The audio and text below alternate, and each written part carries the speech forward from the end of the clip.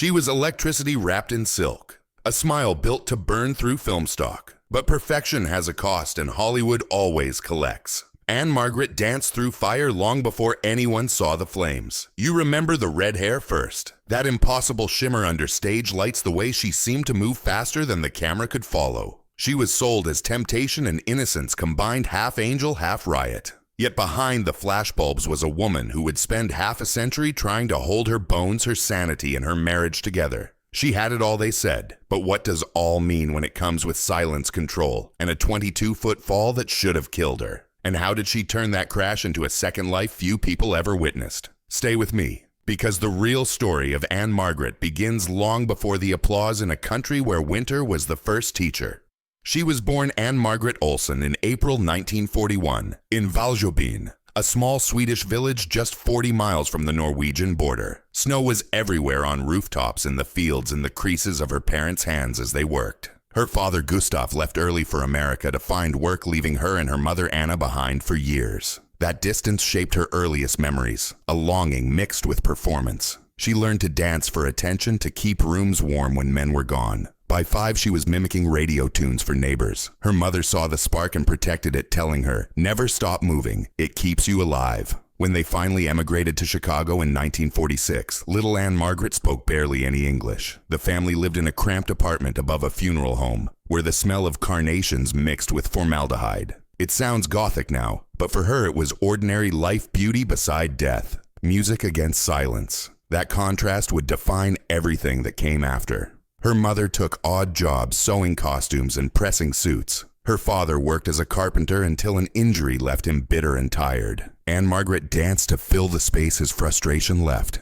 She performed in school recitals, then at church events, then on local television. By 17, she was performing with a jazz trio called the Subtle Tones in nightclubs far too smoky and grown up for a teenager. She'd slip home at dawn, rinse out her hair, and act like nothing happened.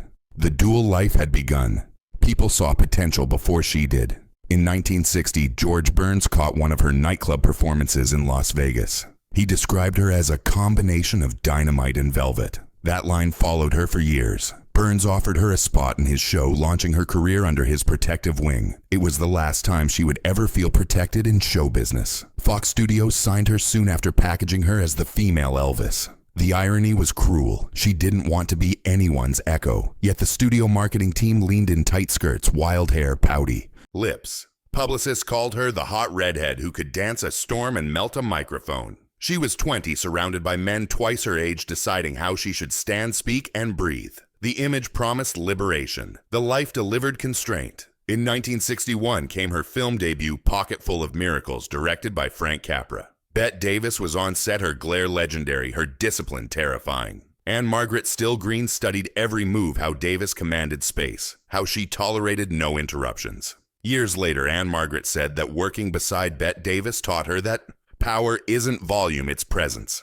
Then in 1963, Bye Bye Birdie exploded. The film turned her into an icon overnight. That opening scene, Ann-Margret singing directly into the camera, hair bouncing, eyes alive, wasn't in the original script. Director George Sidney reportedly told her, "Just sing it like you're talking to every teenage boy in America." She did, and the result made history. Her name on a marquee meant something: youth, danger, fun. But the image was louder than she could control. She became a fantasy instead of a person. Reporters asked what lipstick she used, not what roles she wanted. Her dance numbers were dissected frame by frame for eroticism. Even Elvis Presley, meeting her for the first time on the set of Viva Las Vegas in 1963, admitted he was nervous as hell. Their chemistry was undeniable, so potent that the press later called them the perfect pair. But the affair, though brief, revealed a truth neither could admit publicly. Both were trapped by personas the world demanded they maintain.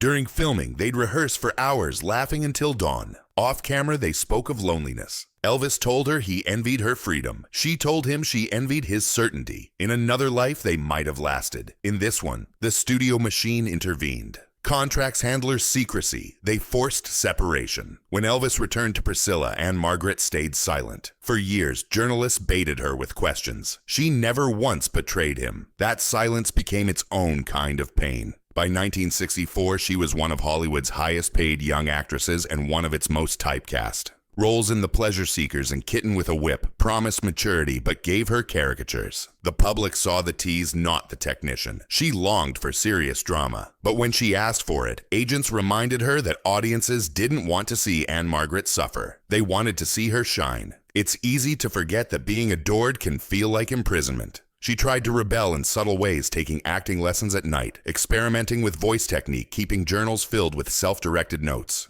Remember what you want, not what they sell. But rebellion in that era came with punishment. Fox executives threatened suspension if she turned down certain pictures. She complied, swallowing frustration until it metastasized into anxiety. Then fate handed her something different. On the set of The Cincinnati Kid in 1965, she met actor Roger Smith, known for the TV series 77 Sunset Strip. He was handsome, composed everything her chaotic world wasn't. They married in 1967. Critics sneered, calling it impulsive, claiming it would derail her career. In some ways, they were right. Roger retired from acting to manage her career, assuming near total control of bookings, finances, and contracts. Some say he saved her from burnout. Others whisper he caged her further. Both can be true. Still, their love ran deep. During her shows in Vegas, Roger stood backstage every night watching. He kept a towel and water ready when she came off stage, dripping with sweat. They spoke their own shorthand, a blend of business and devotion. She called him my anchor, but anchors too can weigh heavy. As the late 60s blurred into the 70s, the film world changed. Musicals died out. Realism was in. Ann-Margret's style of glamour felt out of step. Determined not to fade, she accepted roles no one expected. Carnal Knowledge in 1971, opposite Jack Nicholson. The movie was raw, modern, and sexually blunt. Critics were shocked and impressed. For the first time, Ann-Margret's sensuality wasn't played for laughs or titillation. It was tragic, wounded human. She earned an Oscar nomination. It should have been her rebirth. Instead, destiny had other plans. On September 10, 1972, at the Sahara Tahoe Hotel, she took the stage for her nightly performance. The room was packed, her opening number roaring with energy. At the finale, she climbed onto a raised platform meant to lower slowly toward the audience. Something went wrong. The mechanism shifted before she was ready. She fell 22 feet face first onto the stage. The crowd screamed. Lights cut out. Technicians froze. When Roger Smith reached her, she wasn't breathing. Her face was shattered. Her arm twisted. Emergency medics rushed her to the hospital where she slipped into a coma for 3 days. Doctors didn't think she'd survive. They wired her jaw shut, inserted plates to rebuild her cheek, and warned that even if she lived, she might never speak or perform again. News outlets reported cautiously. Publicists called it a serious accident. They didn't mention that her beauty, the very commodity on which her career was built, had been obliterated. For Ann-Margret, waking up was its own torment. Her father, already battling cancer, visited her hospital bed. According to friends, he wept, seeing her face covered in bandages. Weeks later, he died. She couldn't attend his funeral. When she finally returned home, mirrors were covered. She lived on liquids, communicating by writing. Roger cared for her every hour, refusing to let others help. Some nights he'd feed her broth with a straw. Other nights he'd read fan letters aloud until she fell asleep. She described those weeks later as the longest silence of my life. In that silence, she questioned everything. The career, the image, the relentless need to please. She was 31, famous, and suddenly powerless. Rehabilitation meant learning to chew, to smile, to speak without pain. Studios waited impatiently, counting days until their investment could return to screen. She returned sooner than anyone expected. 6 months after the fall, she performed again in Las Vegas. Her face was swollen, movement stiff, but the crowd roared. They weren't cheering the perfection anymore, they were cheering survival. Yet even that comeback came at a cost. She hid nerve damage behind makeup, chronic pain, behind her grin. Each step on stage risked reopening her scars. By the end of that first night back, Roger found her crying backstage, not from pain, but from exhaustion. She whispered, "I made it, but I don't know who I am anymore." That question would haunt her through the rest of the decade. When she walked back on stage 6 months after the fall, the applause felt different. It wasn't the roar of desire, it was the sound of relief. She was alive, but sometimes survival isn't the end of the story, it's the beginning of a harder one. Ann-Margret smiled under the spotlights, her jaw still aching from the wiring, her body trembling beneath the sequined costume. The doctors had said she might never perform again. She refused to believe them. Yet inside she knew something fundamental had shifted. She could no longer hide behind the illusion of invincibility. For the first time, the audience wasn't seeing the fantasy, they were seeing the woman who had nearly died to give it to them. In the months following her return, the trauma lingered in quieter ways. She woke from dreams of falling drenched in sweat. Stage lights felt like interrogation lamps. Friends later recalled that she flinched whenever someone moved behind her. She was smiling for cameras, but living inside panic. The press called it a miracle recovery.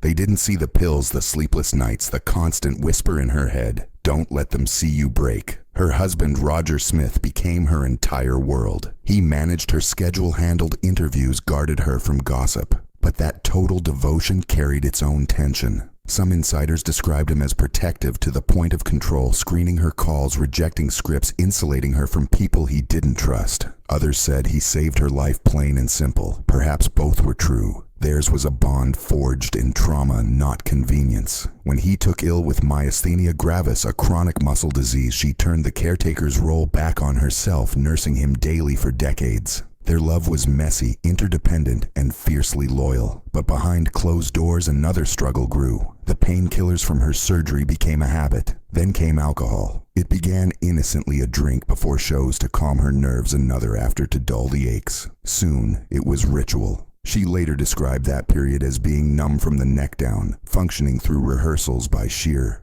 willpower. According to close friends, she would sometimes perform entire routines and have no memory afterward. When Roger confronted her, she didn't deny it. She simply said, "It's the only time I don't feel broken." The turning point came one night when she collapsed backstage before a Vegas show. The paramedics arrived and she begged them not to take her to a hospital. She didn't want headlines. That moment, Roger reportedly told her, "If you keep this up, you'll end up where Elvis did." The words hit hard. Elvis had died just months earlier. Their connection had always been deeper than gossip. In her autobiography, she wrote of him with respect, almost reverence. She called him a soul twin, not a lover's memory. His death forced her to face her own fragility. So she stopped drinking, cold. No rehab center, no press statement. Just a decision made in private to claw back control of her body and mind. It wasn't immediate, and it wasn't clean. Sobriety rarely is, but it worked.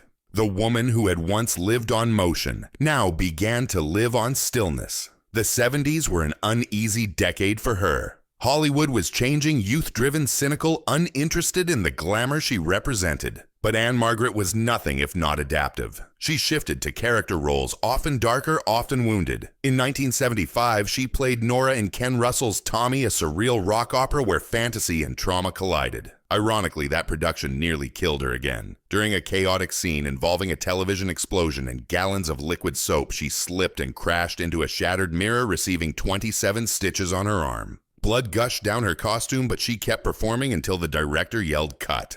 Later, she said, "It was the strangest thing. I didn't feel pain, just déjà vu."